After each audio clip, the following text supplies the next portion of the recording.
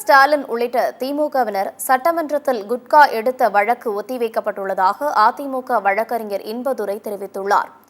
குட்கா வழக்கு தொடர்பாக செய்தியாளர்களை சந்தித்த அவர், உயர்நீதிமன்றத்தில் பொள்ளாச்சி ஜெயராமன் தாக்கல் செய்த மனு மீது விசாரணை நடைபெற்றதாக கூறினார்.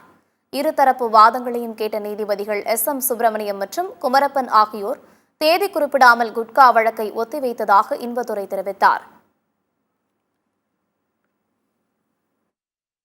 ஏன்னா இந்த வழக்கில் மெயின் குற்றவாளி யாருன்னா இன்றைய முதலமைச்சர் மாண்புமிகு ஸ்டாலின் அவரோடு மற்ற 17 MLAக்கள் குற்றவாளியாக இருக்காங்க. எனவே இந்த வழக்கில் நீங்கள் எடுத்த உடனே அதை வாபஸ் பெற்றுக்கொள்வேன் என்று சொல்வதோ, சபை முடிந்து விட்டது அதனால் அந்த நடவடிக்கை தொடர முடியாது என்று சொல்வதோ வாதம் ஆகாது என்பதற்கு பல்வேறு வழக்குகளை சுட்டிக்காட்டி வாதிட்டோம். எங்கள் தரப்பில் அதிமுக தரப்பில் பொள்ளாச்சி ஜெயராமன் அந்த மனுவை தாக்கல் செய்திருந்தார். ஏன்னா அவர் தான் முந்தி அந்த நோட்டீஸ் கொடுத்தவர்.